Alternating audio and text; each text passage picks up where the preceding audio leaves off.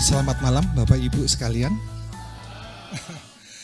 Perkenalkan, nama saya Bumi Budi Santosa.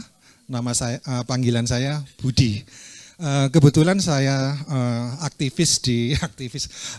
ini pelaku ya di integrated farming atau bertani secara kelanjutan. Ya, bidang saya di nutrisi ternak. Ya. Malam ini Bapak Ibu kita belajar bersama tentang, sebelumnya saya ingin tanya dulu, ada yang bergerak di bidang pertanian? Enggak, ada. Ya. Kemudian ada yang bergerak di bidang peternakan? Oh, banyak ya. Ya. Jadi kita sharing saja. Kita saling melengkapi. Jadi malam ini kita belajar tentang unggas, ya. Jadi kalau kita lihat, ya sebentar saya hidupkan.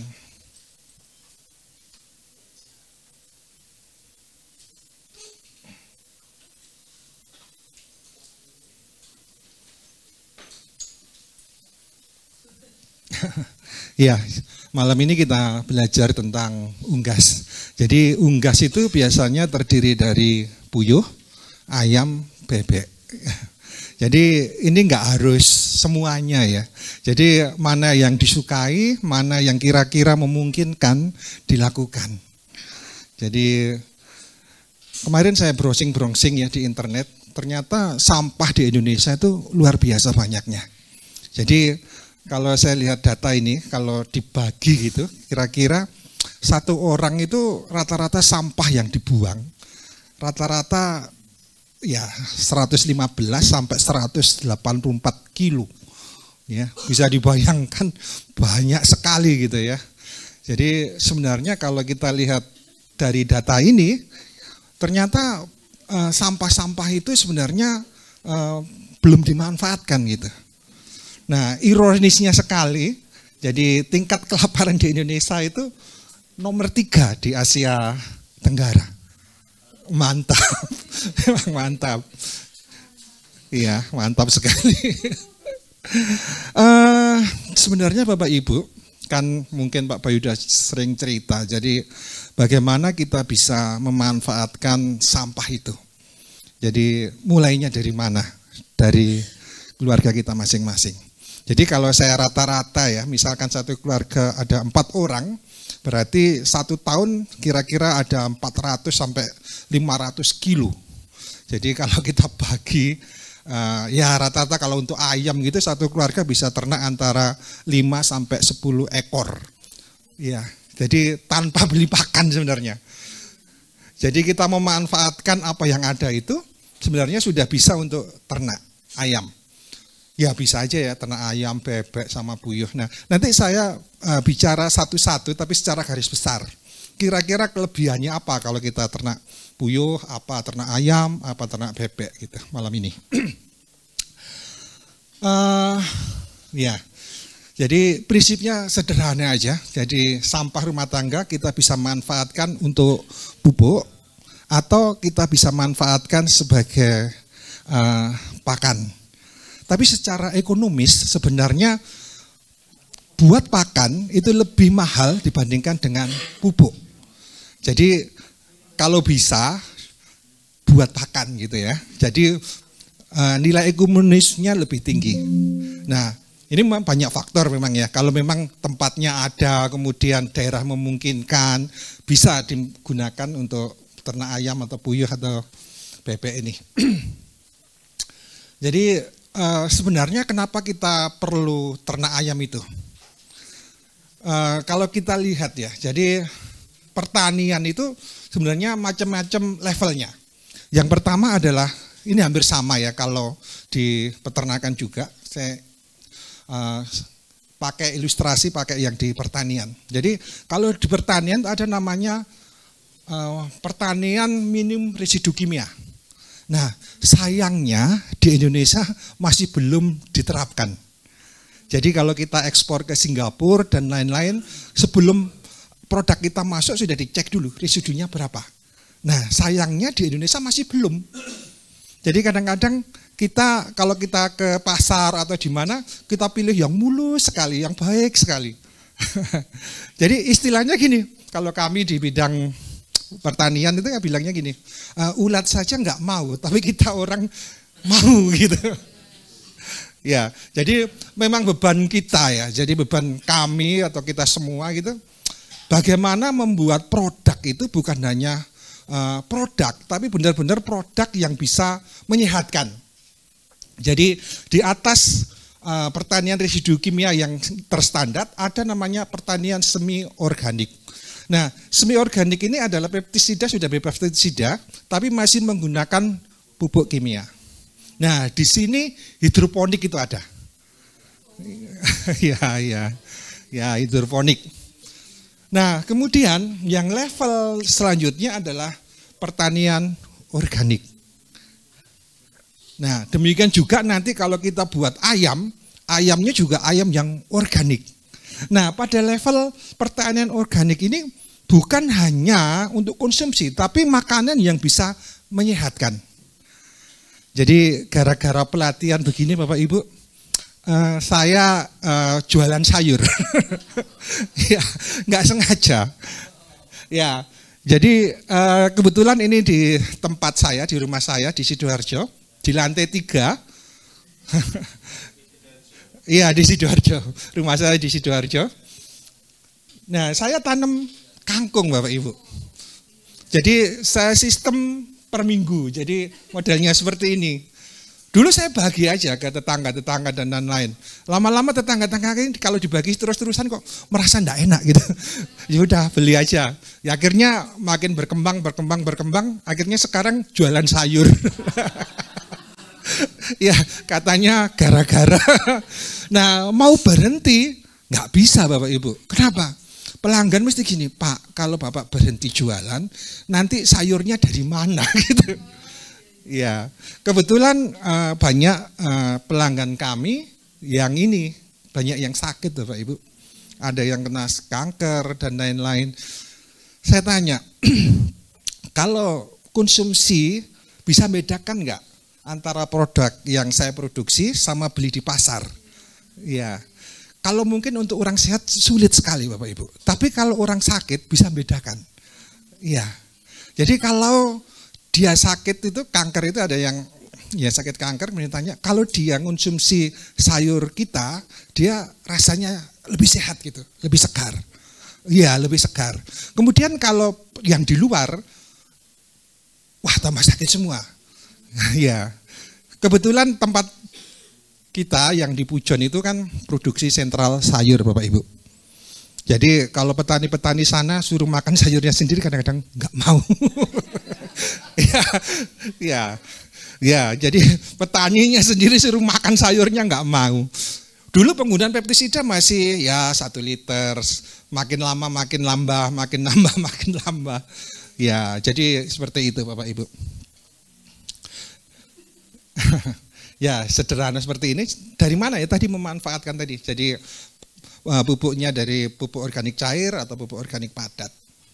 Nah kalau misalkan pakan, jadi kami olah buat pakan, besok Bapak Ibu buat praktek buat pakan ya, jadi besok buat pakan. Jadi memanfaatkan limbah rumah tangga itu sebagai pakan ternak. Ya sederhana, jadi limbah rumah tangga kemudian kita fermentasi, kemudian ini alatnya juga sederhana pakai gilingan daging ya atau getuk itu sudah bisa, sederhana aja. Nah kalau kita ngomong di peternakan, jadi biasanya yang mempengaruhi adalah ada bibit, ada kandang, ada pakan atau nutrisi, kemudian ada manajemen pemeliharaan, dan tidak lupa keberuntungan. Iya, wah susah Bapak Ibu kalau kita di peternakan tuh kadang-kadang sudah bagus-bagus, harganya turun. Ya, seperti sekarang ini harga peternakan sebenarnya turun. Iya, jadi yang broiler dan lain-lain, wah pusing. Ya, karena kalau kita pakai pakan pabrikan jelas rugi gitu. Ya, kalau sekarang ya dengan harga sekarang. Jadi mau nggak mau memang kita harus mandiri pakan. Nah, untungnya kalau unggas ini yang ini kita bisa mandiri bibit juga gitu. Jadi mandiri semuanya. Nah, eh, ini saya rangkum aja. Jadi kenapa unggas? Jadi unggas itu paling menurut kami itu paling gampang jualan. Kenapa paling gampang jualan? Soalnya kecil, harganya ya nggak terlalu mahal gitu. Dan saya lihat kebutuhannya masih tinggi. Iya, masih tinggi. Kemudian harga jualnya juga lebih tinggi dibandingkan dengan ayam broiler gitu. Dan enaknya lagi, kalau kita ayam kampung dan lain-lain itu bisa kita undur panennya. Beda dengan ayam broiler ya. Jadi kalau ayam broiler itu kalau misalkan batas panen 42 atau 45, kalau kita teruskan sudah nggak efisien. Kenapa nggak efisien? Jadi pakan itu salah satunya gunanya untuk hidup pokok. Jadi hidup pokoknya itu lebih tinggi dibandingkan produksinya. Jadi kalau lama-lama makin ditunda, makin rugi petaninya. Beda dengan ayam kampung. Ayam kampung ditunda sedikit masih oke. Kalau broiler itu harian itu. Kebetulan saya udah lama juga peternak broiler. Jadi ya peternak broiler kapasitas mungkin 70.000. Nggak, jadi memang bidang saya di ayam gitu. Ya, jadi di ayam ini fleksibel loh Ibu ya. Jadi kan memang kami ngajarin bahwa mulainya dari yang kecil dulu. Jadi kita berangkat tuh dari apa yang ada. Jadi misalkan 5 ekor atau 10 ekor, oke lah. Jadi memang kalau di peternakan itu seperti pedang gitu ya. Jadi kalau untung-untungnya banyak, kalau rugi-ruginya banyak. Jadi ada istilahnya kalau di peternakan itu untung 3 kali, 1 kali rugi, impas. Ya, jadi harus hati-hati sungguhan di peternakan. Jadi kalau kita di peternakan, jadi kita harus siapkan pakannya dulu. Jangan produksi dulu, siapkan dulu pakannya. Baru kita melangkah. Jadi dirubah paradigmanya. Jadi kalau kita usaha pertama, apa dulu yang bisa kita jual, itu yang utama. Jangan apa yang ini, jadi apa kebutuhannya apa, baru kita buatkan. Nah, jumlahnya sesuai dengan kemampuan kita produksi pakannya. Jadi biasanya tentang ayam, puyuh, dan bebek ini modalnya relatif kecil dibandingkan kita beli sapi atau beli kambing ya, jadi relatif kecil. Nah kemudian yang penting lagi mudah dipelihara, ya, jadi mudah dipelihara. Dulu kami kan hidup di desa Bapak Ibu, jadi punya berapa ekor aja. Tahu-tahu 1 tahun jumlahnya sudah puluhan gitu. Padahal nggak usah makan, kasih makan, nggak kasih pelihara. Ternyata memang gampang gitu. Nah sebenarnya pelihara ayam tuh nggak usah teori-teori apa, sudah taruh aja kemudian sampah-sampah atau limbah rumah tangga ditaruh saja, mereka sudah hidup sebenarnya. Ya, tapi untuk skala kecil. Tapi kalau udah semakin besar usahanya, mau nggak mau kita ada manajemen untuk ngaturnya. Nah, kita belajar tentang pertama puyuh. Yang paling kecil dulu. Puyuh itu istimewanya cepat sekali produksi. Jadi habis kita netaskan, jadi netaskan itu cuma 16 hari. Puyuh kecil, jadi penetasan itu semakin besar telur lama, jadi makin lama penetasannya. Jadi umur 42 hari dia sudah bertelur, puyuh ini. Ya, kemudian biaya pakannya itu kecil. Kenapa? Makannya sedikit. Jadi kalau kita hitung rata-rata makannya per hari itu antara 20 sampai 25 gram per ekor per hari. Kecil sekali. Nah, kemudian produksinya lumayan. Jadi lumayan. Jadi antara 250 sampai 300 butir per tahun. Ya. Ya. Nah, kemudian istimewanya puyuh ini sangat efisien di lahan. Jadi kalau kita hitung per meter kepadatan persegi, 60 sampai 100 ekor per meter persegi. Jadi ini efisien sekali. Jadi kalau kita biasanya puyuh ayam itu, kalau kita punya lahan yang di sekitar kota, jadi ya bisa memanfaatkan, lahannya nggak terlalu luas, kita sarankan puyuh. Ya, puyuh.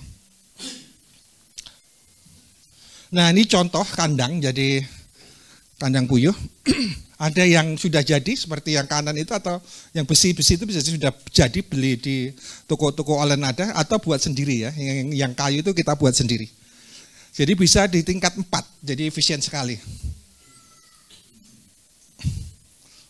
Nah, istimewanya puyuh ini sebenarnya kalau Bapak Ibu pernah dengar bahwa kolesterol banyaknya di mana? Kan telur puyuh ya, pernah dengar ya? Paling banyak kolesterol paling banyak di telur puyuh. Nah, ternyata begini, makanan itu sama puyuh kolesterolnya banyak di telurnya. Ternyata di dagingnya kolesterol paling rendah di antara ternak adalah di daging puyuh. Kenapa? Karena makannya yang puyuh tadi masuk ke telur, padahal kan keseimbangan. Jadi hidup itu sebenarnya seimbang semua. Jadi gampangannya gini, kalau lemaknya 10, mungkin 7 itu masuk di telur, 3 masuk di tubuh gitu, tubuhnya puyuh. Akibatnya apa? Daging puyuh adalah salah satu daging yang paling sehat. Ya. Tapi sebenarnya telur puyuh ini juga sebenarnya ini sehat itu menurut siapa? Umur berapa gitu kan? Jadi sebenarnya telur puyuh itu karena kolesterol yang tinggi itu jenisnya istimewa buat anak-anak yang masa pertumbuhan. Kenapa? Kolesterol itu untuk nutrisi otak. Jadi kalau ada anak atau cucu Bapak Ibu pengen cerdas bisa konsumsi telur puyuh. Jadi satu hari bisa 3 butir. Jadi apapun yang banyak enggak bagus. Nah sebenarnya untuk yang sudah berusia di atas 50 atau 60 sebenarnya puyuh itu juga bagus supaya enggak gampang pikun. Dengan catatan kolesterolnya enggak boleh tinggi. Kalau kolesterolnya tinggi udah ini merah, enggak boleh. Ya, ini secara garis besar tentang puyuh. Nah, kemudian ayam kampung. Ya. Jadi ayam kampung ini termasuk juga ternak yang cepat ya. Jadi ayam kampung itu rata-rata bertelur usia 5 sampai 6 bulan. Jadi ya. Jadi kalau ayam kampung yang ini biasanya cuma 50 sampai 70. Ini yang enggak jelas itu. Sebenarnya ayam kampung juga dibedakan jadi 2 ya. Jadi kalau kita yang atas kita sebut ayam sayur gitu, yang kita beli di pasar atau apa gitu, yang enggak jelas jenisnya. Tapi ayam kampung sebenarnya ada jenis-jenis tertentu yang memang ini buat daging atau buat telur. Jadi memang produktivitasnya tinggi. Nah, salah satu adalah KUB ini. Jadi KUB ini salah satu jenis ayam kampung yang untuk daging dan untuk telur. Jadi produksi telurnya juga cukup tinggi, jadi 160 sampai 180. Kemudian ada namanya ayam Elba. Itu juga produksinya hampir 300 butir telur per tahun. Ya. Kalau dulu pernah kenal ayam Arab ya, jadi ayam Arab. Nah, sekarang ada ayam Elba, jadi temannya ayam Arab, jadi untuk produksi telur. Nanti pelan-pelan kita belajar bersama. Nah, ayam betina ini bisa bertelur 3 sampai 4 tahun. Ini tergantung manajemen dan nutrisi pakan yang diberikan. Jadi semakin kita baik manajemen, kemudian bagus nutrisi pakannya, bisa kita pelihara sampai 3 tahun.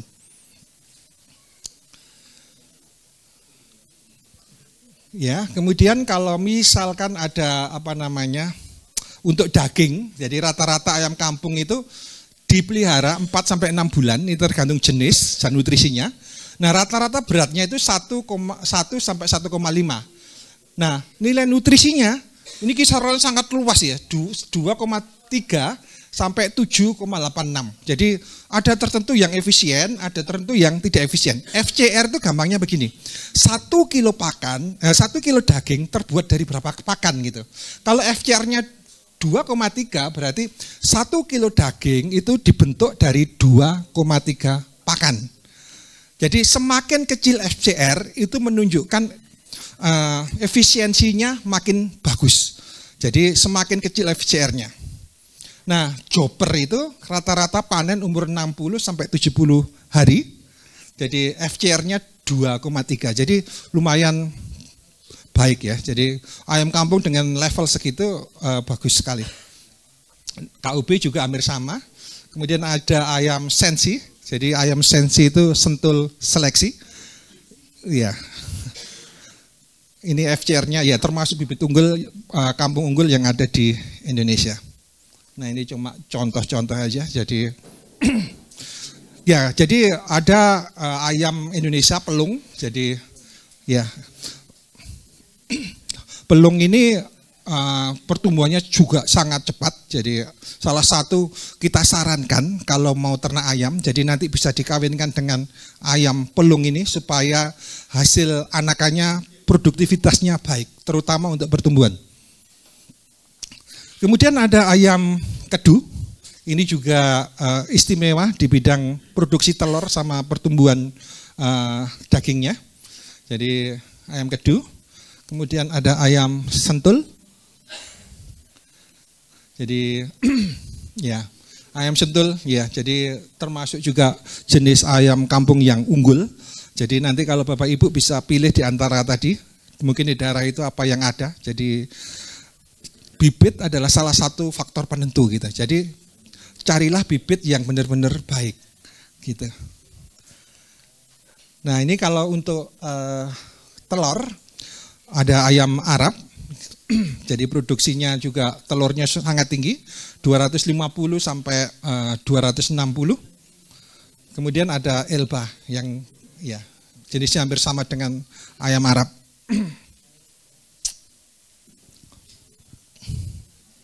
Nah, lagi sekarang yang lagi banyak juga permintaan KUB.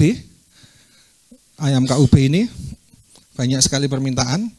Nah ini ada dua jenis ayam KUB, jadi ya hampir sama sih. Jadi naranya janaka ini hampir sama semuanya, jadi hampir sama. Cuma yang produksi beda gitu aja. Nah kemudian ada ayam Joper, Jawa Super. Jadi Jawa Super ini adalah persilangan antara ayam kampung jantan dengan ayam ras betina. Jadi karena melihat ini jadi dikawinkan antara ini supaya pertumbuhannya cepat dan produksi telurnya juga tinggi. Dan enak lagi adalah tidak mempunyai sifat mengerami, hampir sama dengan KUB. Rata-rata ayam kampung itu mempunyai sifat mengerami. Jadi kalau mempunyai sifat mengerami, kalau biasanya kita ambil telurnya dia stres. Kalau dia stres dia nggak mau telur lagi. Beda dengan jenis-jenis yang tadi, chopper ini juga dia sudah sifat mengeraminya sudah kurang. KUB juga, jadi sifat mengeraminya kurang. Karena itu kalau untuk KUB, chopper dan lain-lain kita harus bisa mesin tetas kalau kita mau mandiri di bibit. Nah kemudian bebek. Ya kalau bebek itu kalau kita punya lahan yang luas. Nah istimewanya bebek ini begini. Di antara puyuh ayam, bebek ini yang lebih tahan penyakitnya dibandingkan dua-duanya. Ya, gampangannya semakin besar hewannya, daya tahannya lebih kuat. Ya, lebih kuat. Ini hampir ini ya, jadi ya hampir sama dengan itik petelur. Jadi kemampuan betelurnya ini antara 200 sampai 250 butir per tahun. Jadi biasanya bebek ini kalau kita punya produk seperti telur asin gitu. Jadi nilai tambahnya lebih. Ya. Besok kita belajar tentang bagaimana buat pakan. Salah satunya bisa memanipulasi supaya telurnya warnanya orange. Ya, jadi bisa dimanipulasi dari pakannya. Nah, bebek-bebek yang ada di Indonesia yang termasuk jenis bibit unggul ada packing. Jadi ini khusus biasanya untuk daging. Kemudian ada bebek ini entok ya. Iya. Kalau di Jawa Timur ada istilahnya bangsong. Bangsong. Ya, jadi entok jantan yang besar. Biasanya buat ya. Jadi sebenarnya kalau kita mau usaha kira-kira kita jualan apa gitu. Sebenarnya pilihannya banyak. Jadi apa yang kita bisa jual gitu. Ya. Kemudian ada bebek hibrida. Jadi termasuk salah satu jenis bebek unggul juga di Indonesia. Jadi untuk ini juga untuk daging sama untuk telurnya. Kemudian ada bebek Mojosari.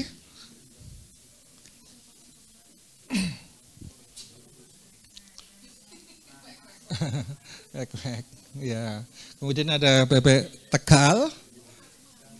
Ya, jenisnya banyak Bapak Ibu. Jadi nanti dipilih aja mana yang sesuai. Ya. Ya, kemudian ada bebek Alabiu. Ini biasanya ada di Kalimantan, jadi yang di daerah Kalimantan. Ya, ini termasuk salah satu jenis bebek yang unggul. Nah, kemudian kalau kita sudah menentukan gitu, sebenarnya masa yang paling penting pelihara unggas ini adalah masa brooding. Jadi ada istilahnya begini, keberhasilan kita pelihara itu ditentukan kalau ayam broiler itu 2 minggu awal. Iya, 2 minggu awal. Jadi masa brooding gitu. Kalau ayam kampung biasanya sampai 3 minggu, jadi lebih lambat sedikit. Jadi ya, jadi masa brooding itu masa di mana ini umur 1 sampai 14 rata-rata gitu. Kemudian bagaimana kita buat menciptakan lingkungan yang nyaman, kemudian aman, yang mendukung pertumbuhan. Intinya itu. Jadi ayam kecil, jadi bulunya masih belum banyak. Bagaimana kita atur supaya nyaman di situ. Jadi gampangannya kita sebagai indukannya ayam gitu. Supaya hangat gimana? Ya kasih pemanas. Jadi kalau nggak banyak bisa menggunakan model seperti ini. Ya seperti kotak gitu, mungkin di samping itu. Nah ini gampang, kita kasih lampu untuk penerangan, kemudian ada lampu lagi yang untuk pemanas. Jadi kalau misalkan untuk ayam, kan ayam itu di petentasan itu suhu 37, 38. Nah biasanya turun 34, 35. Jadi kenapa? Supaya dia nggak stres. Karena itu kita biasanya kasih termostat di situ, kita atur suhunya 34, 35 gitu.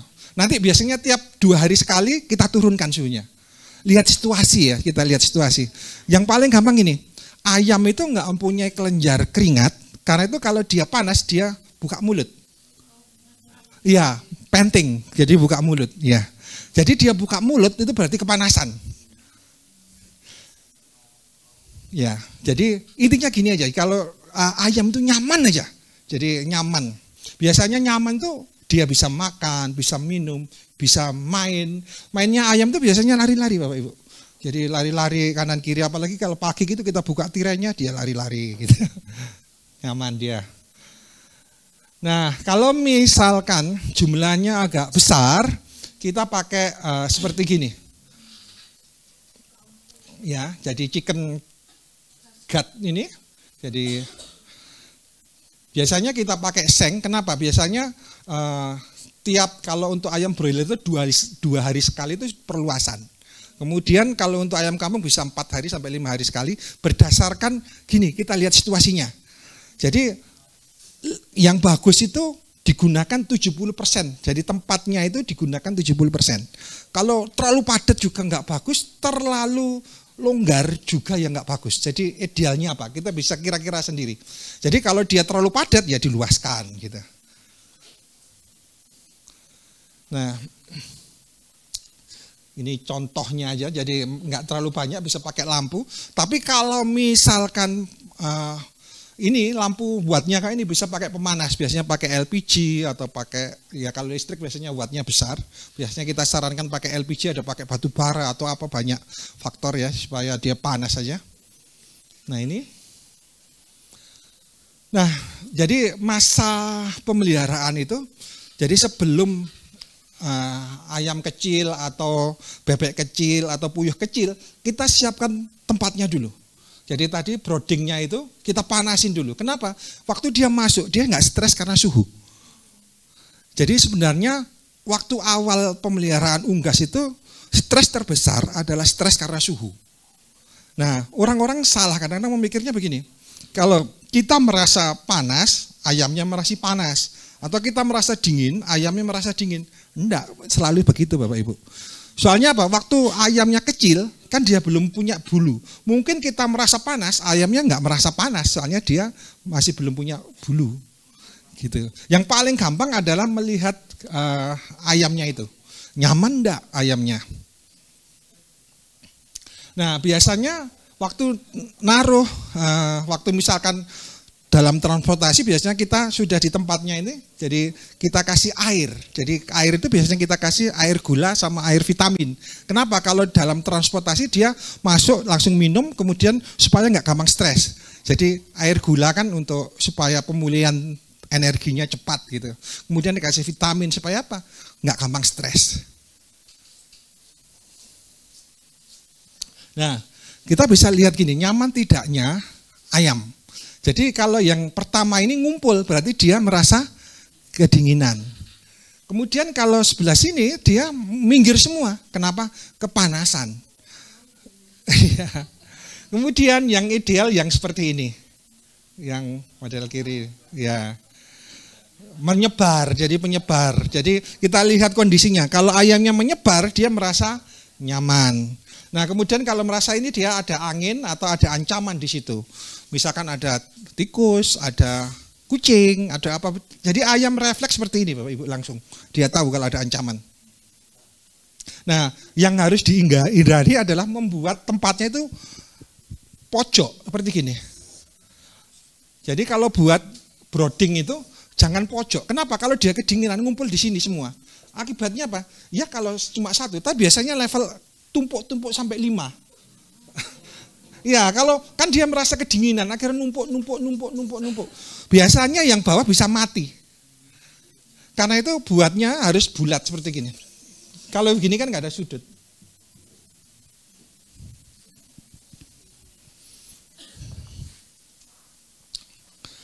Nah, jadi kalau ini bebek suhunya, jadi mulai minggu pertama 32 turun lagi dengan meningkatkan ini apa namanya bulunya, pertumbuhan bulunya makin banyak, suhunya makin turun. Demikian juga ayam itu mulai dari 34, 32 ini sampai idealnya itu sebenarnya ayam itu 25 Bapak Ibu. Jadi kalau di daerah pegunungan agak tinggi sekali gitu sebenarnya lumayan. Jadi 25 itu ayamnya nyaman.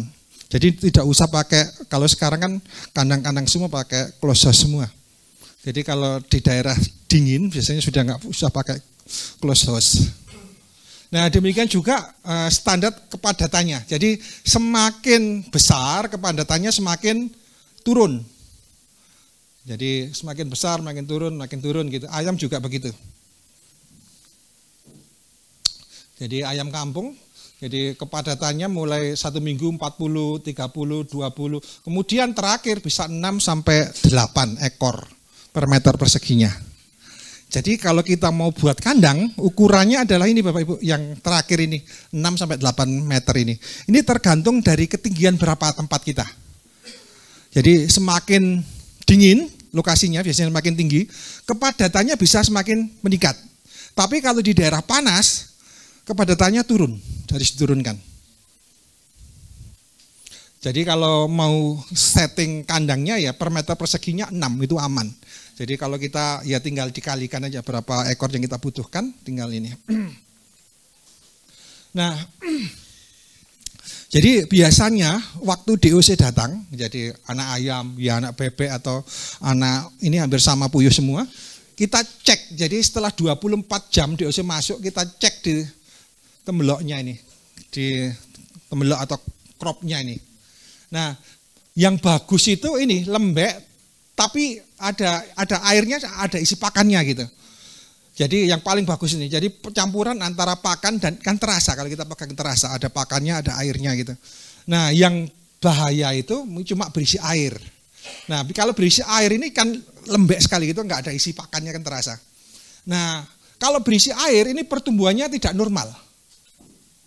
Nah kemudian kalau penuh tapi keras, biasanya 5 hari kemudian mati biasanya. Ya jadi sebenarnya kan sudah berdasarkan pengalaman ya. Jadi kalau keras gitu biasanya 3-5 hari kemudian biasanya mati. Biasanya karena itu waktu kita nurunkan itu kita lihat di cropnya ini.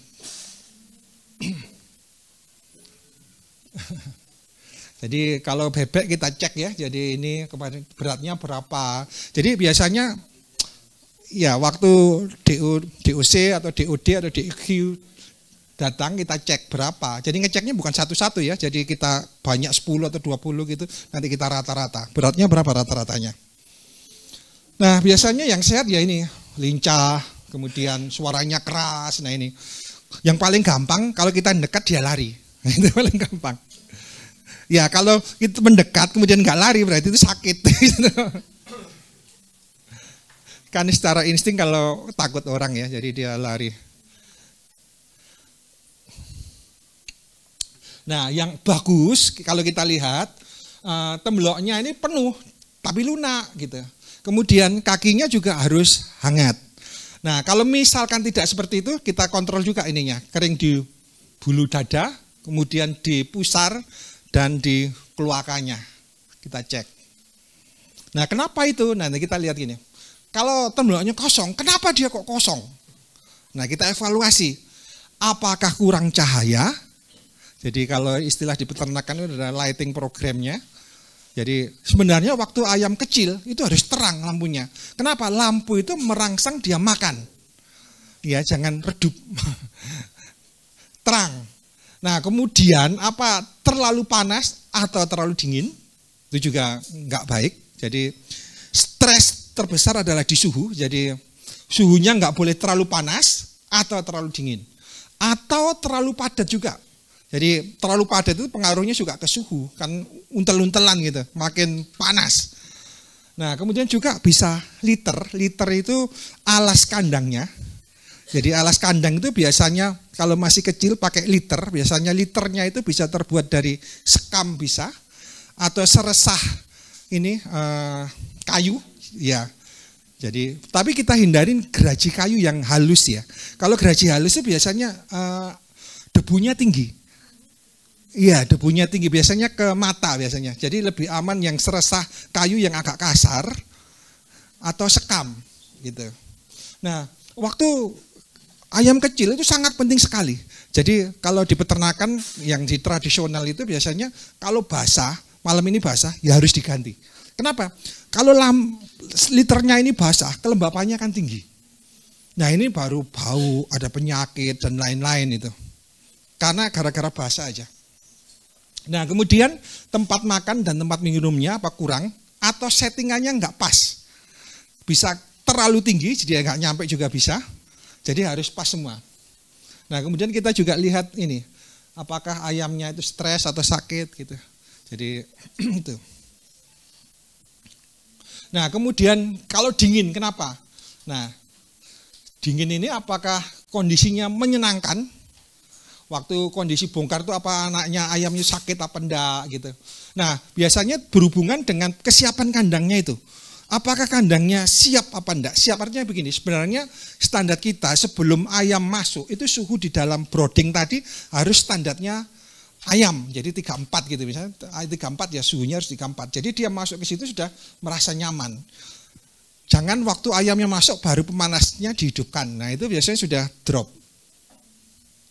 Nah, ini. Nah, pengaruhnya apa? Misalkan kaki dingin kemudian tembok kosong, biasanya banyak yang dikaling. Kaling itu diambil yang jelek. Jadi diambil yang jelek-jelek itu banyak. Padahal kan kalau kita pelihara yang bagus itu kan seragam, bagus semua gitu. Kalau manajemen kita bagus, kalingnya itu sedikit. Kematiannya juga sedikit juga. Nah, ini. Jadi kalau ini biasanya keseragamannya, kalau misalkan kakinya dingin, temboknya kosong, biasanya keseragamannya itu jelek. Nah, keseragaman jelek ini kalau diteruskan, yang besar makin besar, yang kecil makin kecil. Ini prinsipnya seperti ikan lele ya. Jadi ikan lele itu kanibal, ayam juga kanibal sebenarnya. Apalagi ayam kampung. Jadi yang besar nanti kita kumpulkan yang besar, yang kecil ini supaya apa? Rata. Gitu. Nah, kenapa kok umur 1 sampai 2 minggu itu penting sekali? Jadi kalau kita lihat gini, perbanyakan sel, jadi perbanyakan sel itu terutama itu umur 1 sampai 2 minggu. Perbanyakan sel. Nah, kalau di atas 2 minggu itu baru pembesaran sel. Jadi kalau pelihara ayam pernah dengar istilah ayam kerdil? Pernah dengar ya ayam kerdil? Nah, itu biasanya manajemen broodingnya kurang tepat. Jadi gimana caranya ayam itu optimal pada umur 1 sampai 2 minggu ini. Kenapa? Supaya selnya itu memperbanyaknya itu maksimal. Kalau selnya maksimal, nanti pertumbuhannya maksimal juga. Ini contoh-contoh kandang, jadi sistem model liter ya, model gini. Biasanya liternya ini kami kasih pupuk kandang. Kenapa? Supaya membantu menghancurkan kotorannya ayam. Jadi biasanya rata-rata kalau dikasih kotoran kohenya kambing atau kohenya sapi, itu biasanya liternya nggak bau. Jadi nggak bau. Nah kemudian yang penting lagi adalah di dalam kandang liter ini nggak boleh ada air.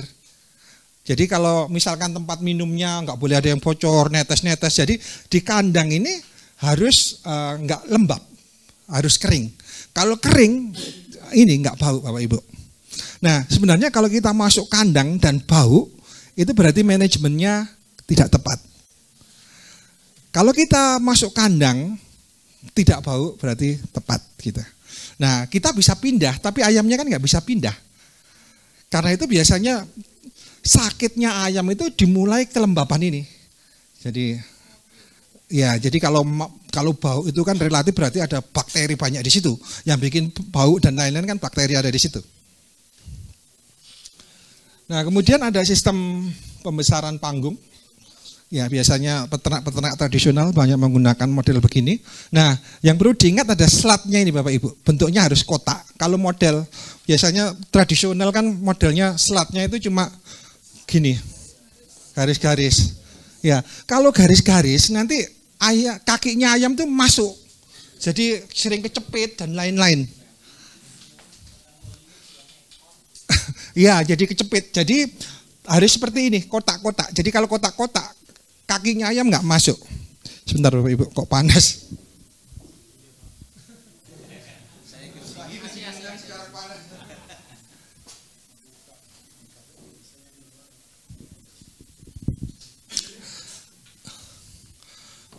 Nah, jadi sistem baterai yang lagi kita kembangkan, prinsipnya liter, jadi tapi di tingkat. Biasanya kalau yang lahannya di kota, yang lahannya sempit, ini hampir sama dengan prosesnya puyuh tadi Bapak Ibu. Sebenarnya ini nyontoh di ayam petelur, rata-rata kan di baterai semua.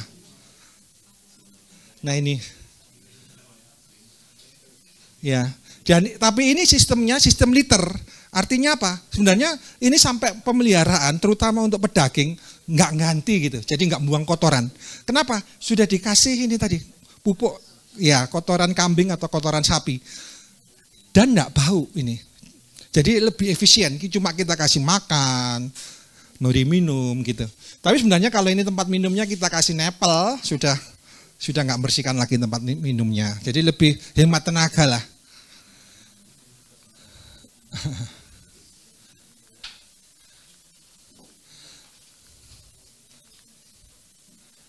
Nah, jadi kalau di peternakan itu sebenarnya mencegah lebih baik dari mengobati. Jadi kenapa? Soalnya lawannya itu virus. Jadi kalau pernah dengar aratan enggak ya? Aratan gitu. Biasanya satu kampung mati semua. Ya, jadi karena apa? Ya virus, kita sulit. Karena itu benar-benar kandang itu harus kita jaga. Jadi terutama misalkan peternakan-peternakan besar kan enggak sembarangan boleh masuk. Sebenarnya bukan orangnya apa-apa, ya memang untuk menjaga ayamnya itu loh. Supaya dia sehat, jadi nggak ada virus masuk ke dalam kandang. Jadi kalau di istilah peternakan ada namanya all in, all out. Jadi masuknya bareng, keluarnya bareng. Tapi kalau misalkan model mandiri ini, jadi kita boleh pertama ini, tapi nggak boleh masukkan dari luar. Kita boleh keluarkan dari dalam untuk jualan, tapi kita nggak boleh masukkan ternak ke dalam. Jadi ya diisolasi supaya nggak ada ternak ayam terutama ya. Kalau kita pelihara ayam ya ayamnya nggak boleh masuk. Tapi ayam, puyuh, bebek ini penyakitnya hampir sama. Jadi hati-hati. Jadi golongan unggas ini satu jenis. Jadi kalau pelihara pilih salah satu aja. Jadi ayam atau bebek atau puyuh gitu. Jadi pilih salah satu aja biar aman. Nah kebersihan kandang, kemudian kebersihan lingkungan, kebersihan alat. Nah, yang penting lagi adalah sinar matahari dan sirkulasi udara. Nah, karena itu kalau kita kandang-kandang, kalau kita sudah populasi agak besar, kandang itu biasanya ngadap timur barat. Iya, kenapa? Mataharinya kan di atasnya sini. Jadi sinar matahari itu nggak masuk ke dalam, biar nggak terlalu panas. Jadi kan kena sinar matahari tapi nggak langsung.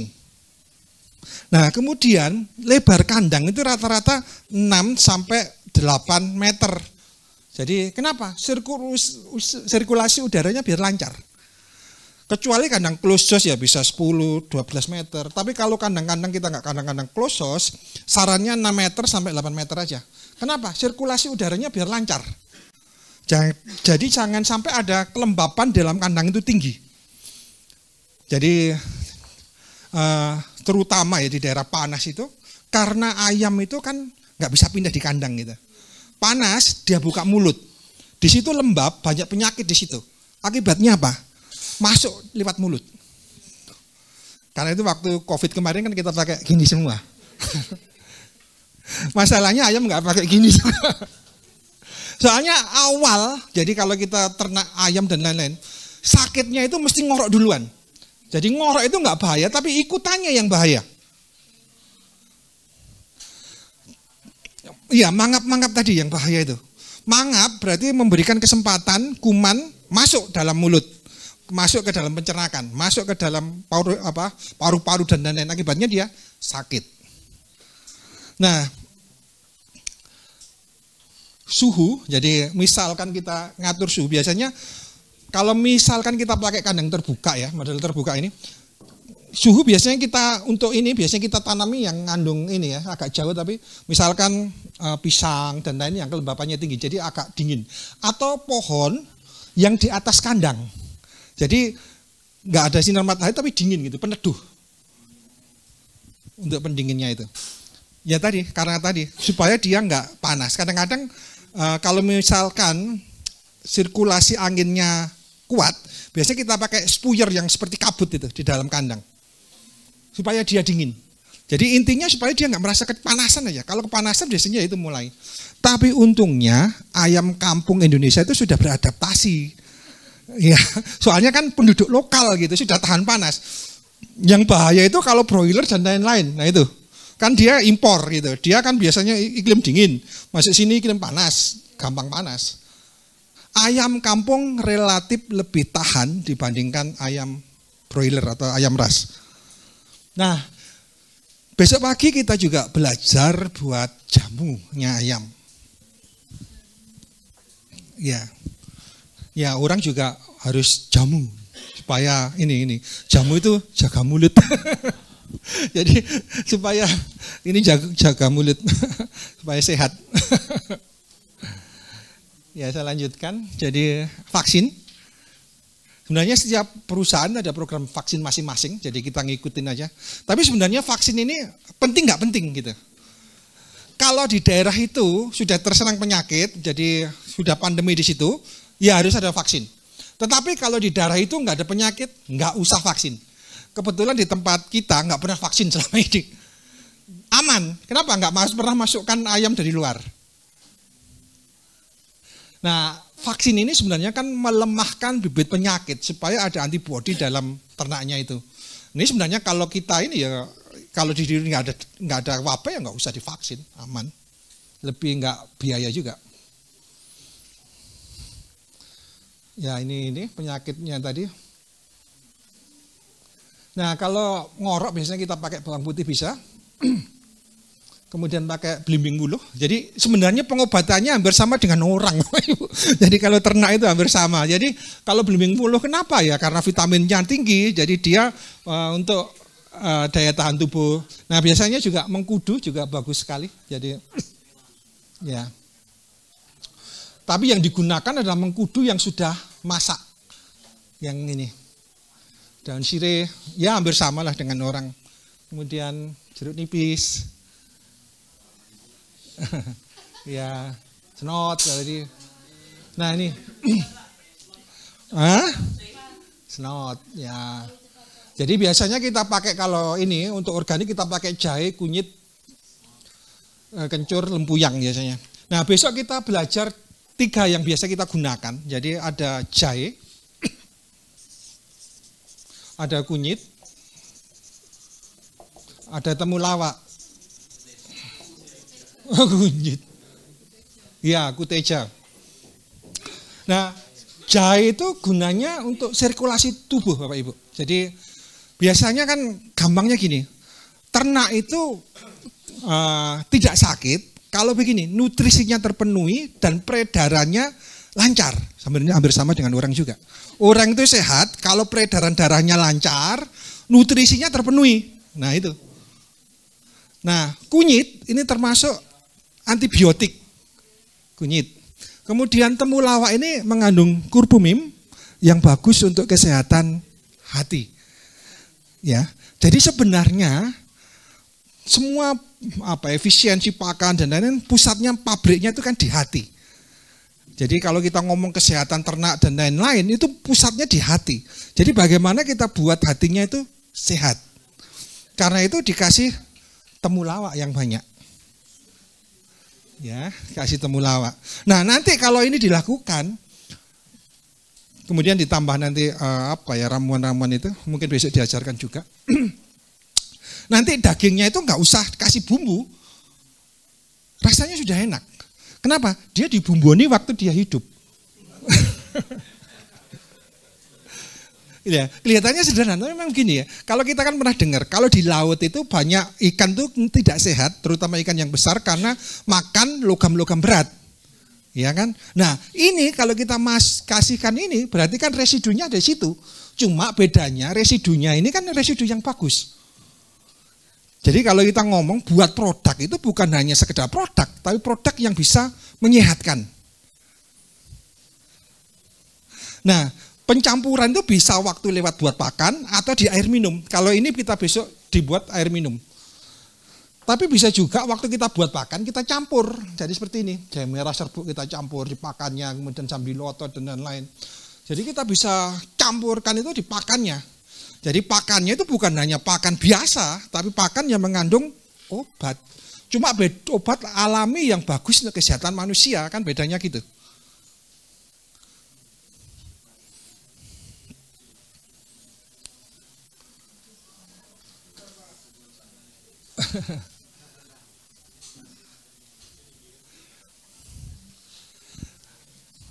Ya, ini berdasarkan penelitian semua. Jadi ada kunyit, lempunya, kembang putih dan lain-lain. Mungkin itu dulu Bapak Ibu. Mungkin kita mungkin ada tanya jawab ya, mungkin ada diskusi. Oke. Iya. Mungkin bentar Pak, biasanya minta mic jadi biar kedengaran katanya. Ya.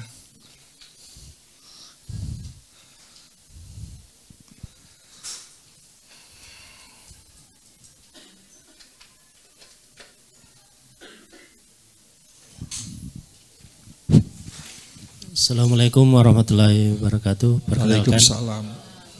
Perkenalkan. Biar katanya di set dulu Pak.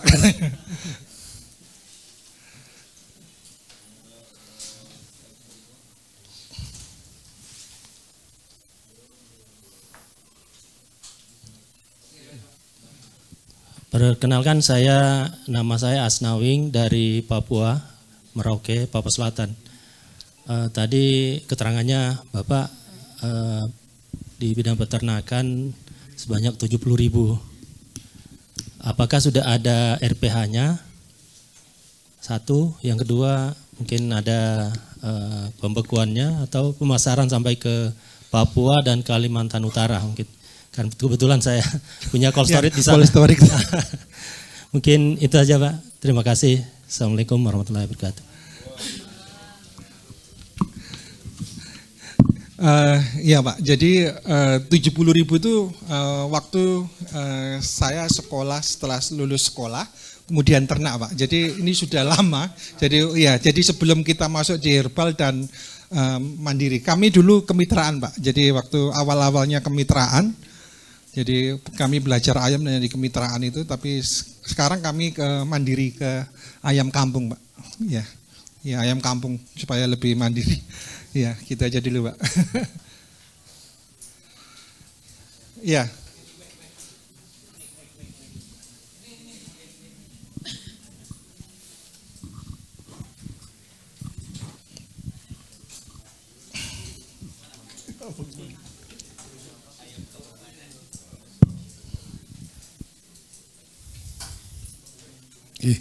Terima kasih waktunya. Mohon informasi gini Pak, jadi saya mencoba beternak ayam kampung, tetapi kebetulan ada unggas juga, itu kalkun Pak. Nah apakah kedua ini kalau kita pelihara bersama akan mempengaruhi satu dengan yang lain, atau perlu pemeliharaan yang khusus yang seperti disampaikan Bapak tadi? Saya kira itu, terima kasih. Iya Pak, jadi prinsipnya begini, semakin besar ternaknya, daya tahannya semakin kuat. Nah, selama itu sehat, is okay. Tapi suatu saat kalau dia sakit, yang kecil kalah duluan. Ya, jadi sebenarnya kalau jumlahnya nggak terlalu besar sih nggak apa-apa dicampur ya. Tapi kalau sudah agak besar, sudah populasi yang sudah banyak, eman Pak. Jadi yang kecil mesti kalah sama yang besar. Jadi kalau masih skala masih kecil masih nggak apa-apa dicampur. Tapi kalau sudah agak ribuan gitu, soalnya kalau sakit biasanya sudah kena langsung cepet Pak. Cepet. Jadi kalau kita sudah populasi 1.000, 2.000 atau berapa itu, wah cepet itu kalau mati gitu, bisa satu kandang mati semua. Ya seperti itu Pak. Jadi ya ini tergantung bapaknya. Tapi lebih aman dipisah Pak kalau udah besar. Jadi kalkun sendiri, ayam kampung sendiri. Sebenarnya jarak ideal ya kalau kita antar kandang itu sebenarnya 2 kilo Bapak Ibu. Soalnya itu hubungannya dengan virus. Kalau skala besar ya. Kalau misalkan nggak skala besar nggak apa-apa deh. lebih aman. Ya, oke. Ya, tadi mic-nya di mana? Ya. Bismillahirrahmanirrahim. Assalamualaikum warahmatullahi wabarakatuh. Langsung saja Pak, saya sudah mulai peternak ayam sekitar 10 ekor, sudah bertelur. Waktu pemeliharaan pertama, terus udah 1 tahun, udah nggak mau telur lagi Pak, mogok. Mungkin itu saja Pak. Assalamualaikum warahmatullahi wabarakatuh. Ya, jadi sebenarnya ada tertentu ya, masa-masa tertentu. Ini kalau sehat semua ya. Ada masa-masa tertentu misalkan rontok bulu dan lain-lain, itu memang masa nggak bertelur. Tapi kalau misalkan manajemennya yang kurang baik, nah ini kan kenapa nggak bertelur, itu kan banyak faktor Bapak Ibu. Ya, jadi memang kalau pemeliharaannya bagus, ada masa tertentu itu dia memang nggak bertelur. Tapi itu cuma berapa bulan aja, kemudian dia telur lagi. Nah biasanya triknya kita pakai begini, nanti besok juga diajarin dari ini ya, dari gabah itu, kemudian kita rendam pakai air, dikecambahkan. Kenapa? Maksudnya cambah itu kan banyak vitamin E. Vitamin E bagus untuk reproduksi. Jadi, tapi memang yang penting gini Bapak Ibu, jadi kalau kita pelihara, ya manajemen pakannya, besok kita belajar pakannya. Jadi kalau semua terpenuhi, sebenarnya kalau waktu misalkan pas dia nggak bertelur, jadi waktu rontok bulu itu dia cepat pulihnya, gitu.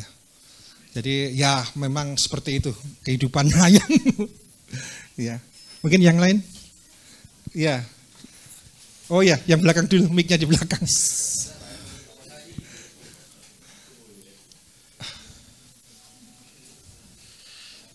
Selamat malam Pak Budi. Perkenalkan saya Didi. Latar belakang saya peternak. Saya running 200.000 di layar. Iya. Tapi hari ini saya close.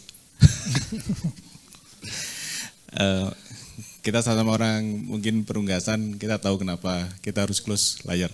Iya. Jadi kita berhadapan dengan factory, kita berhadapan dengan pakan pabrikan, itu jadi hari ini kenapa saya datang ke sini, saya ingin belajar kembali konsep organik dan integrated farming. Yang barusan Pak Budi ceritakan tentang vaksin, ini saya sharing aja, case di H5N2, N7 sorry, H5N AI terakhir, waktu itu 2 bulan sebelum terjadi case itu saya memasukkan multivitamin A, C, E dan ACE dan zinc.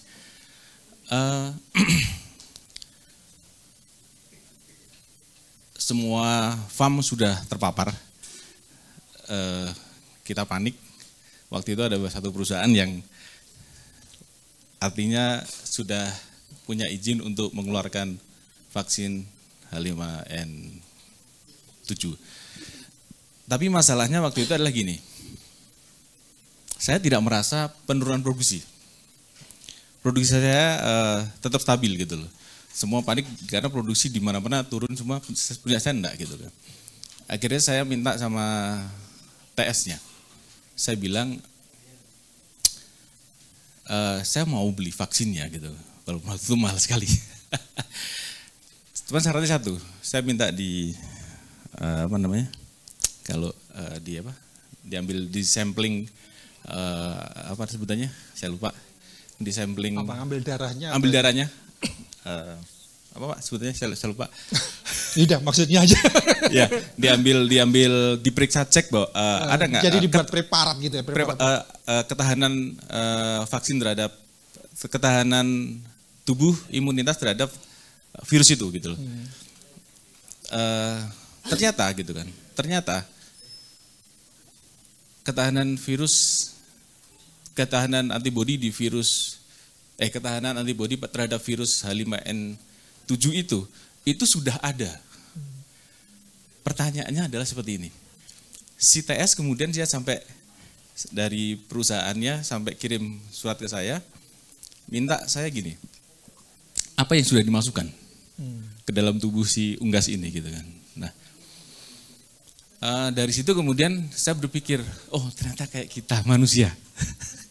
Dari tadi Pak Udi cerita, ternyata kayak manusia, betul. Ketika kita terpapar virus COVID gitu kan, yang kita cari adalah vitaminnya A, C, dan E. Betul ya?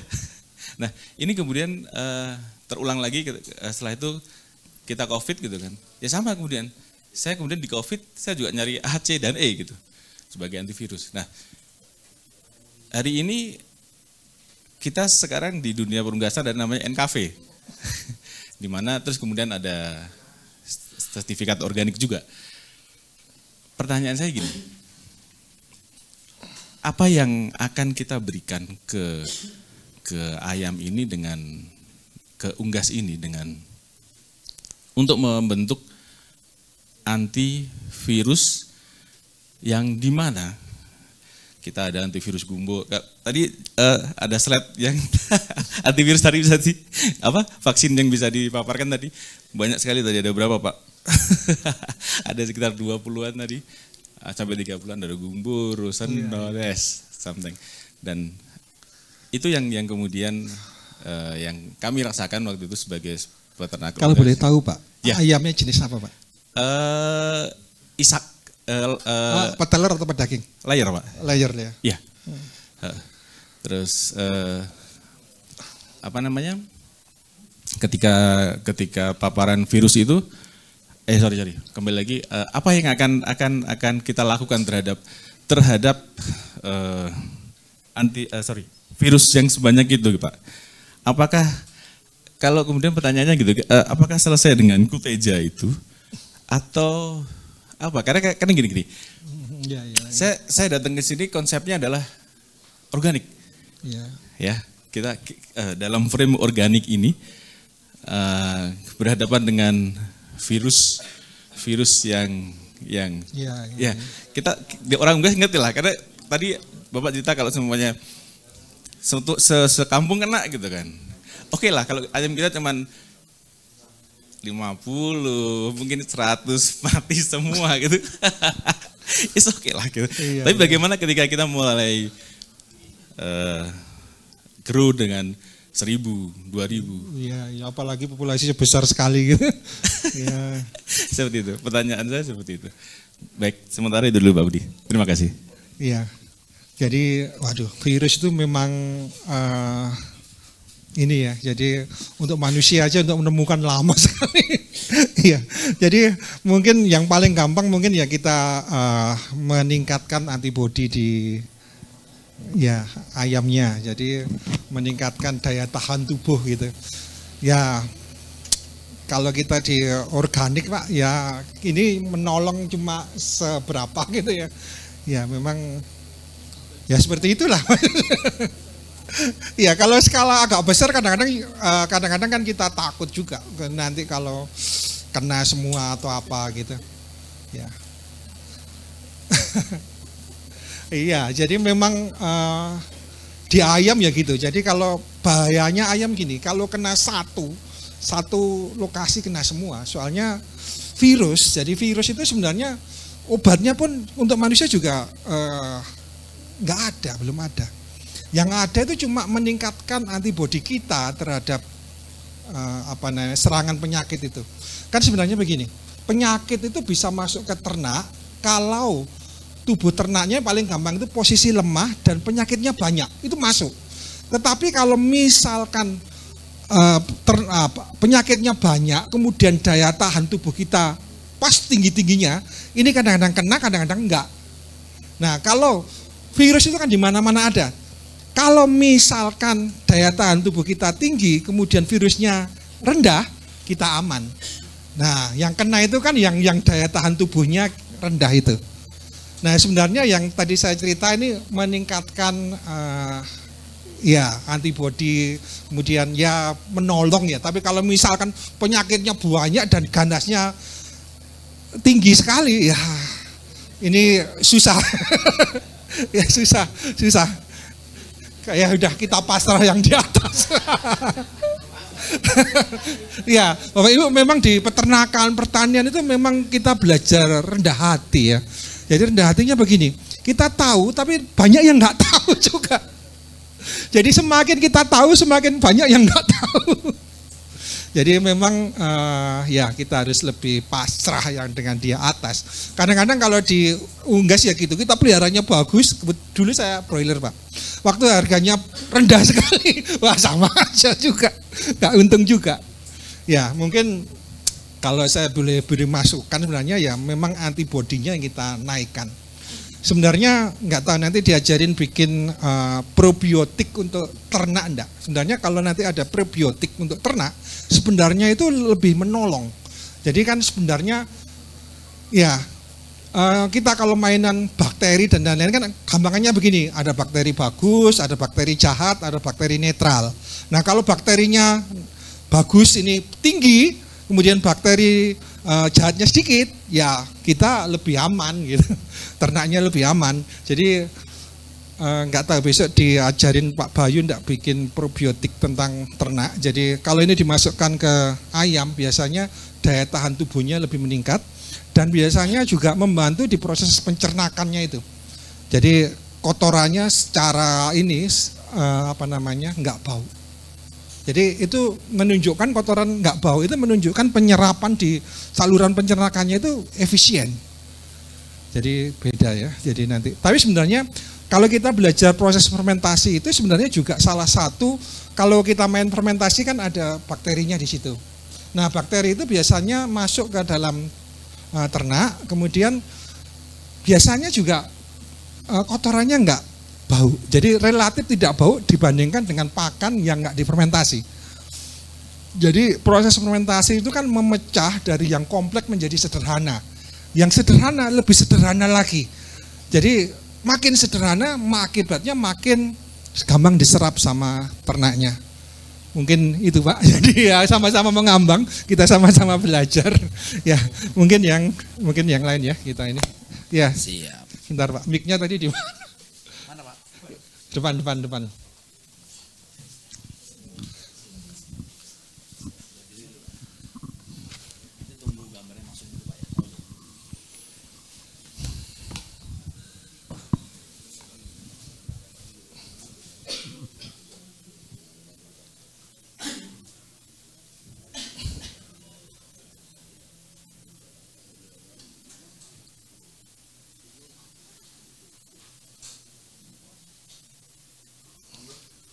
Assalamualaikum warahmatullahi wabarakatuh. Waalaikumsalam.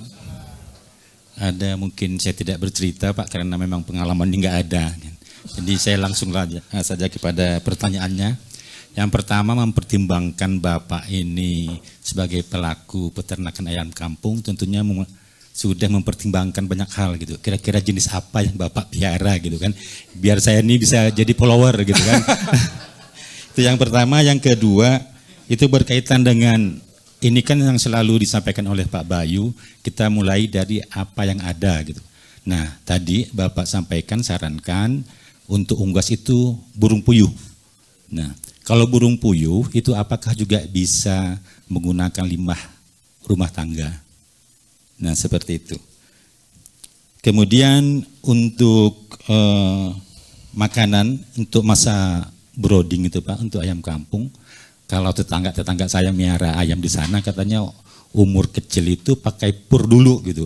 Kalau udah besar nanti baru pakai macam-macam, pakai limbah rumah tangga. Nah, kalau untuk masa brooding apakah kita juga bisa menggunakan pakan yang bukan pur? Terima kasih Pak. Ya, terima kasih Pak. Jadi sebenarnya ayam itu terserah Pak sebenarnya ya. Tapi kami ini lagi ada ayam KUB Pak, ada KUB 2 yang tadi ini. Kenapa pilihnya KUB? Soalnya di antara ayam-ayam tadi yang terstandar dari balai penelitian itu adalah KUB Pak. Ya, sebenarnya juga enggak harus itu juga gitu. Jadi seperti ayam pelung atau sesuai dengan daerah aja Pak. Jadi sebenarnya yang tadi saya cerita itu sebenarnya jenis ayam unggul yang ada di Indonesia. Kami pakai KUB soalnya sudah terstandar aja. Di antara yang lain yang terstandar tadi ada KUB. Soalnya keluaran dari balai penelitian yang untuk pertanian ya, pertanian peternakan itu. Nah, kemudian juga puyuh ini istimewanya begini Bapak Ibu. Puyuh itu di antara ternak yang lain proteinnya paling tinggi adalah di puyuh. Jadi kalau Bapak Ibu ke kandang puyuh, baunya kan luar biasa enggak enak gitu.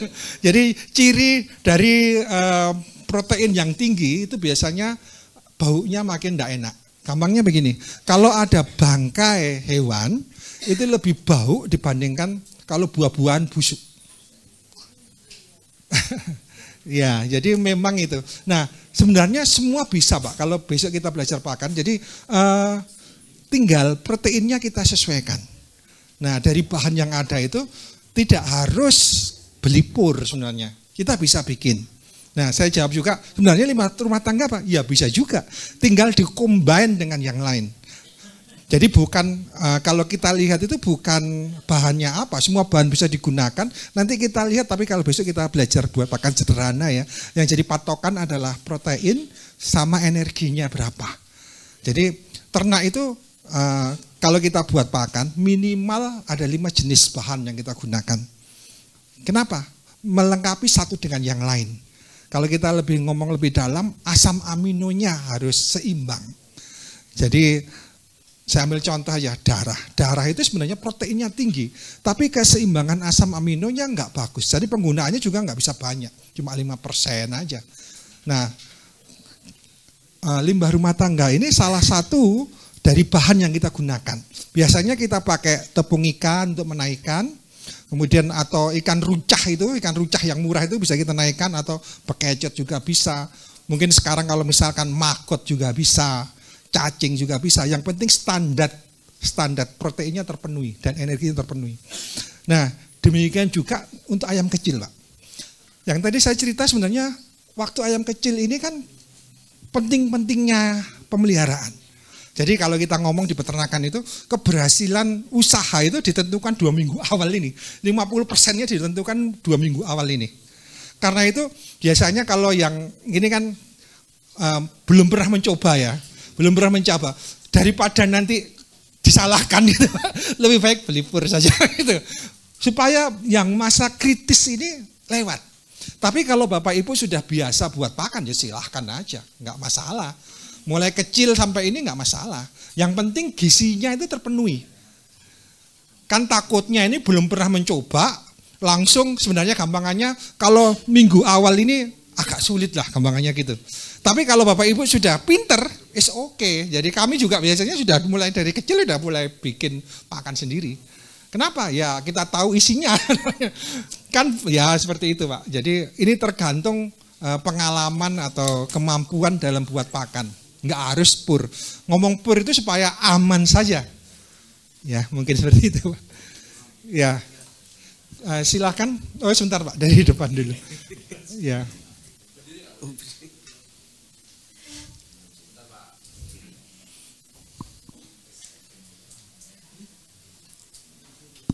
Terima kasih dari Gresik Pak. Sebetulnya setelah saya menerima paparan dari Bapak, koyoke mau saya lakukan semuanya ternak itu tadi. Tapi saya juga trauma, pernah uang dibawa orang baik semua gitu ya. Lah, ini misalnya saya mencoba ayam tadi ya. Itu kalau ayam yang dengan sistem diumbar tadi di bawah dengan yang susun itu sebetulnya lebih bagus mana, plus minusnya apa gitu. Itu aja ya. Terima kasih. Ya, terima kasih Pak. Saya jawab dulu aja biar enggak ini ya Bu ya. Jadi sistem linter ya memang ada plus minus ya. Jadi plus minusnya itu kalau plusnya itu sebenarnya ada vitamin K di situ. Jadi waktu bisa juga ayam itu juga suka nyeker-nyeker dan lain-lain itu. Kemudian kalau misalkan dicampur dengan apa namanya ya kompos tadi sebenarnya nggak bau juga. Nah minusnya kalau misalkan tempat itu lembab Pak. Jadi lembab kemudian yang jaga kandang nggak perhatian, kemudian tempat minumnya bocor atau banyak air di situ, gampang sakit Pak. Dibandingkan dengan yang di atas. Jadi kalau kelembapannya tinggi, sistem liter itu tidak kami sarankan. Kalau kelembapannya tinggi. Kalau kan gini saya cerita, kalau sirkulasi udara bagus, kemudian di dalam kandang bisa kering, bisa pakai sistem liter. Tapi kalau misalkan lembab, kelembapannya tinggi, banyak air atau apa, gampang ini, ya kami sarankan naik di atas. Kenapa? Kan antara ayam sama kotorannya jauh. Akibatnya apa? Lebih sehat. Biasanya kalau sudah populasi besar dan lain-lain biasanya sudah dinaikkan Pak. Kenapa? Takut sakit. Ya memang kalau dinaikkan ini biayanya lebih mahal, tapi secara ini lebih aman, soalnya kotorannya jauh dari ternaknya. Jadi kalau dipisah ini biasanya kalau misalkan ayam ayam petelur terutama itu bawahnya dikasih maggot Pak. Jadi sekalian ternak maggot sekalian ayam petelur. Jadi ya ada yang ini, jadi ada plus minus Pak. Jadi kalau untuk misalkan untuk rumahan yang jumlahnya enggak terlalu banyak, sistem liter lebih disarankan. Jadi secara biaya dan lain-lain lebih murah Pak. Jadi lebih murah. Jadi itu. Oh bisa.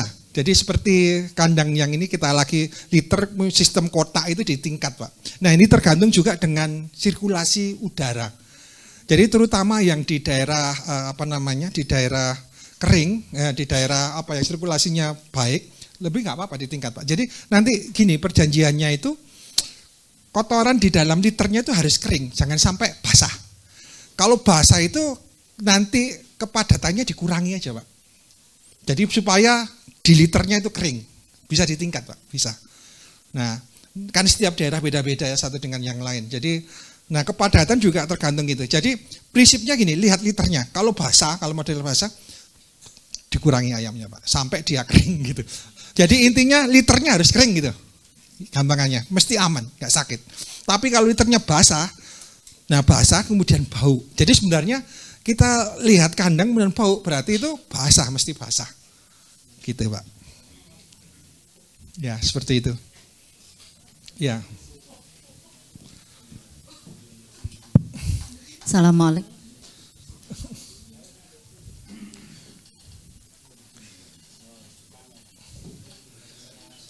Assalamualaikum warahmatullahi wabarakatuh.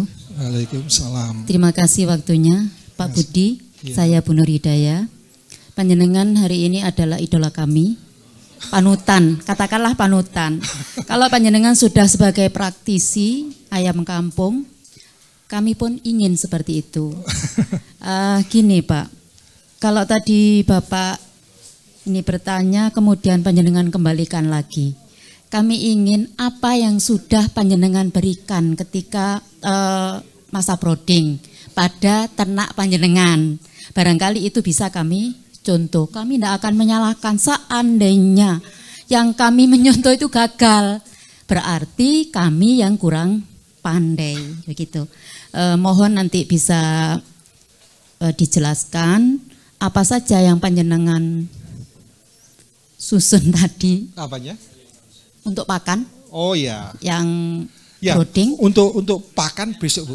Ada sesi khusus untuk besok ya. untuk pakan, kita ngomong pakan. Kemudian ayam. Ya. Ayam sesuai yang tadi ditanyakan oleh Mas yang di belakang.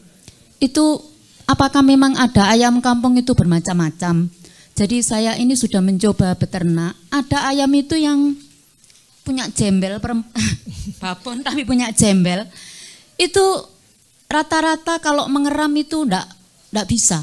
Jadi ketika dikasih makan dia turun. Sehingga hampir 4 ayam itu enggak berhasil menetasnya. Iya, iya. Terus saran panjenengan sebaiknya ayam yang bagaimana yang bisa dipakai sebagai indukan? Ya. Terima kasih banyak. Assalamualaikum warahmatullahi wabarakatuh. Ya, waalaikumsalam. Untuk pakan besok Bu ya, kita ngomong banyak tentang pakan, jadi memang khusus bahas pakan. Nah kemudian tadi apa lu? Untuk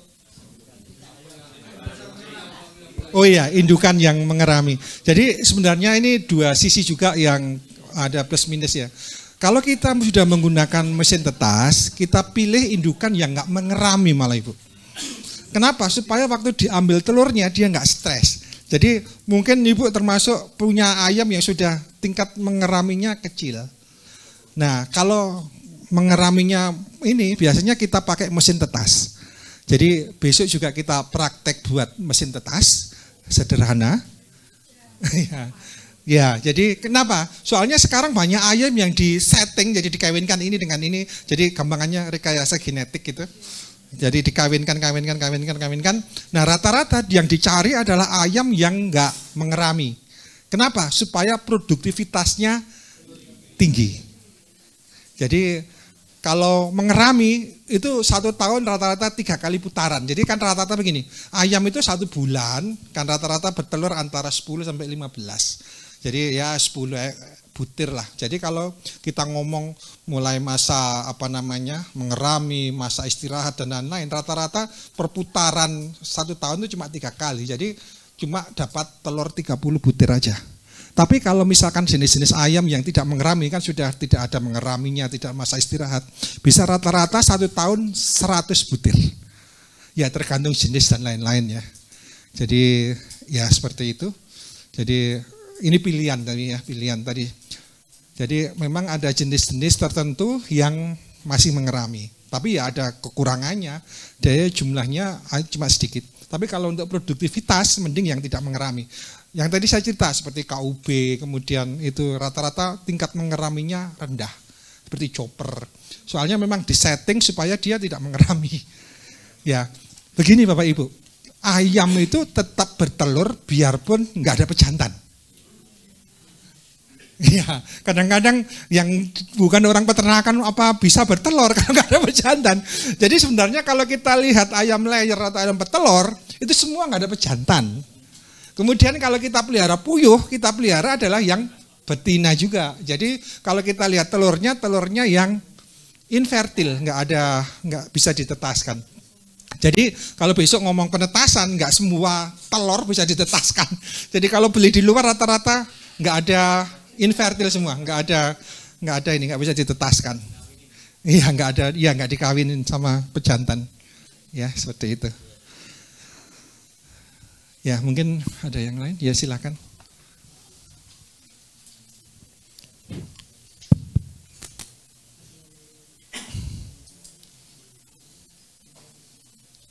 Baik, Assalamualaikum warahmatullahi wabarakatuh. Waalaikumsalam. Perkenalkan Bapak, saya Fauja dari Jambi Pak. Ya. Jadi saya ini ya masih nyoba-nyoba ayam kampung gitu Pak. Ya. Saat ini saya sudah melewati 2 fase DOC pembesaran. Dengan populasi pertama itu 13 ekor, Pak. Namun di situ saya nemu masalah. Iya. Masalah yang pertama itu ayam saya kanibal. Dia memakan ekor temannya. Iya. Mungkin Bapak bisa ngasih solusi untuk yang pertama. Kemudian di pembesaran pertama ini ada masalah lain, yaitu ayam memakan bulu temannya. Jadi bulu, terutama bulu di sayap itu hilang, dimakani oleh temannya. Kemudian di nyoba ternak yang kedua, itu saya nyoba dengan populasi 18 ekor, Bapak. Nah, ini juga nemu masalah, malah lebih ngeri masalahnya karena habis, nggak bisa jual. Mati atau? Mati. Oh. Yang pertama itu mati, tinggal sisa 4 ekor gara-gara nyilet, kurus. Nggak mau makan? Makan banyak, Pak. Makannya saya kasih BR1. Untuk broiler ya? Nggih. BR1 saya campur dengan jagung. Kemudian sisa 4 ekor sekalian ini saya coba bawahnya kasih maggot yang terintegrasi dengan ayam. Alhamdulillah ayamnya mati. Amoniak naik, ayam keracunan jadi biru semua, Pak.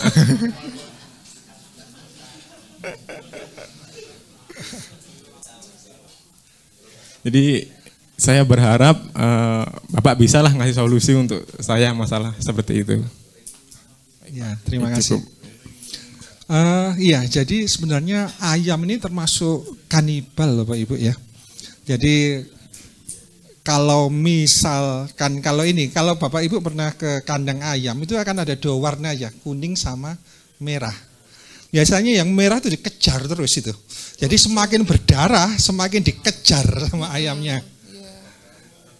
Ya, jadi kalau misalkan kalau kita di peternakan itu ada namanya potong paruh. Oh iya. Ada potong di paruh, dipotong supaya apa? Makannya lebih efisien. Kemudian juga kalau matuk juga nggak terlalu keras. Ya, itu yang pertama. Yang kedua bisa istilahnya begini. Biasanya kita kasih sayur. Atau kita kasih sayur-sayur gitu, tambah sayur apa aja lah, masukkan aja. Kemudian kadang-kadang juga kanibal itu karena kekurangan mineral. Ya, jadi bisa ditambah mineral di dalamnya. Biasanya kalau kita buat pakan ada namanya mineral mix ya. Jadi kita tambahkan biasanya 1% dari formula ransumnya. Jadi tinggal nambahkan aja. Kalau misalkan mineral nggak ada, kita bisa pakai batu-batu yang ada di pantai itu, bisa ya kerang dan lain-lain, bisa kita tumbuk untuk tambah mineral di situ. Ya, jadi seperti itu. Ya, memang kalau kita ngomong itu enak, Bapak Ibu ya. Apalagi yang diomongkan Pak Bayu enak sekali. Oh ya, jadi menyadar. Oh ya. Ya. Jadi memang ya ini salah satu tahapan. Jadi memang ya untuk memotivasi. Jadi kita lebih belajar lagi. Karena itu mau nggak mau kita harus belajar teori sedikit-sedikit, Bapak Ibu. Soalnya kalau saya disuruh ngomong teori itu kadang-kadang mereka ngantuk semua. Ya mau nggak mau kita harus tahu teorinya lah. Soalnya kalau saya tanya kan nggak semua dari peternakan atau dari pertanian. Ya. Ya, jadi tadi kalau saya cerita, jadi memang ayam itu rawan sekali ya, kalau gampang sakit dan lain-lain. Jadi kalau lingkungannya, jadi tadi kandangnya bau enggak? Kalau misalkan kandangnya enggak bau itu berarti bersih gitu. Kalau kandangnya bau berarti kotor. Nah itu gampang sakit jelas. Dan pokoknya gini, paling gampang kita masuk kandang, baunya menyengat enggak? Kalau menyengat sudah hati-hati, gampang sakit. Nah kalau sakit satu, semua kena. Hampir sama kalau ada satu orang kena flu di sini, semua kena flu. Ya, tinggal itu. Nah, tadi yang cerita seperti jamu-jamuan itu bisa membantu. Jadi, kalau di peternakan itu harus benar-benar menjaga ya. Kalau apalagi kalau kandang besar, ada biosecurity. Jadi kita masuk ada semprot kanan kiri, kaki harus dicelup. Kenapa ya? Memang lawannya virus. Jadi semakin besar biosecurity-nya harus semakin semakin ini. Soalnya investasinya kan berapa? Besar sekali. Jadi karena itu jangan heran kalau peternakan banyak yang ditutup, jadi nggak terima tamu. Iya. Ya, bukan karena apa? Ya tadi virusnya itu biar nggak masuk. Virus kan bisa nempel di baju, bisa nempel di mana-mana. Kan kita nggak tahu. Soalnya katanya dunia maya harus dilihatnya pakai mikroskop, kita nggak bisa lihat. Ya, mungkin kita satu lagi Bapak Ibu ya. Habis itu jamnya sudah selesai, jam 9. Ya. Ada alatnya Pak. Jadi potong ya, dipotong paruhnya biar nggak tajam. Ada waktu kecil, ada besar. Ya. Ya. Ada alatnya. Ada alatan untuk broking. Jadi itu seperti dipanaskan gitu Pak. Cek panas gitu. Ya, nanti sebenarnya nanti besok saya kasih tahu alatnya ya. Ya, soalnya waktunya nanti sebentar lagi ada evaluasi. Ya, silahkan siapa yang belum. Enggak gitu nanti bisa ditunda untuk besok. Jadi kita belajar kalau ada pertanyaan. Yes, satu lagi. Satu lagi. Ada yang satu lagi? Berdiri Bapak.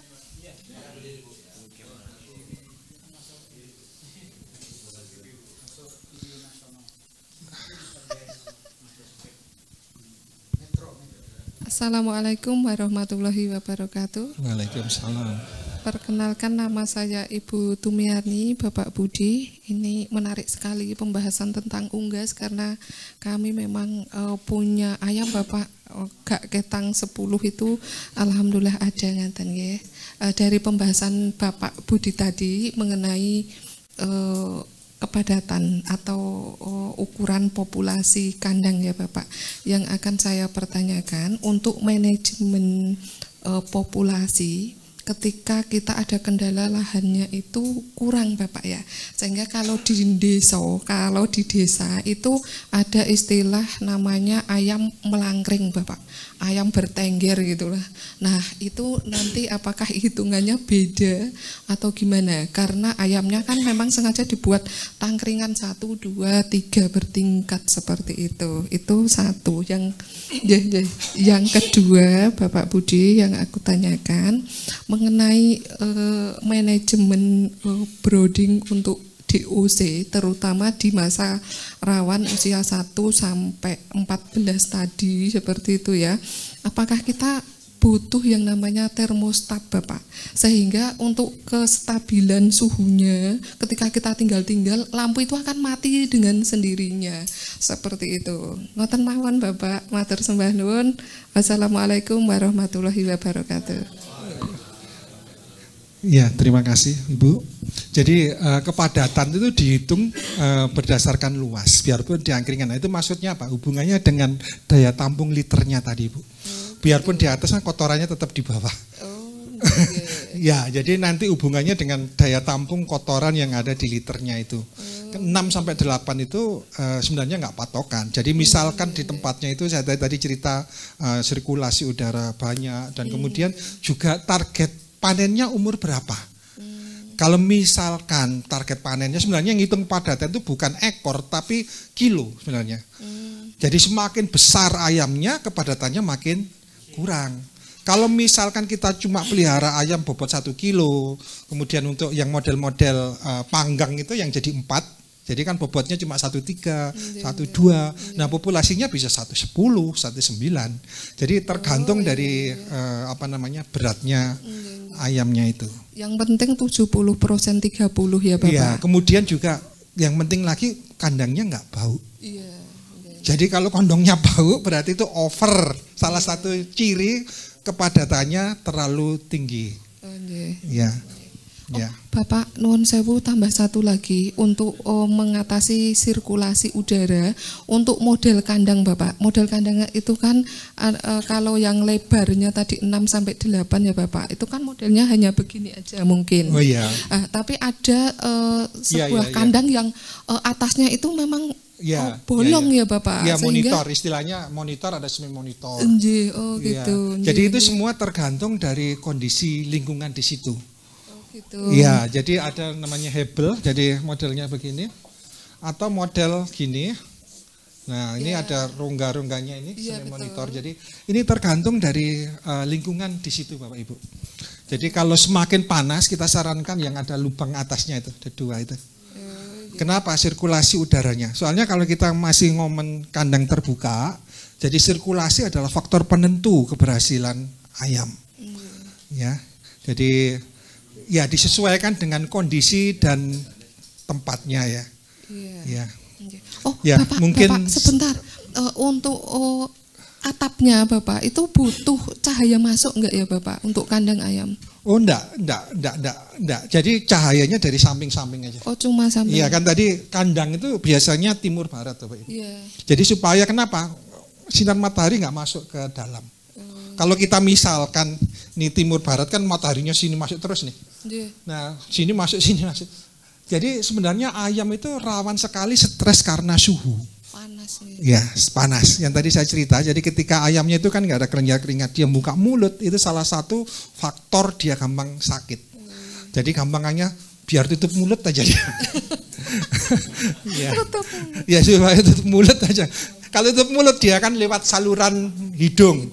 Kan saluran hidung ada macam-macam, ada bulu hidung dan lain-lain itu menyaring bibit penyakit. Kalau lewat tenggorokan kan langsung masuk ke dalam. Baik Bapak Ibu, terima kasih, semoga bermanfaat. Amin. Ya, selamat malam.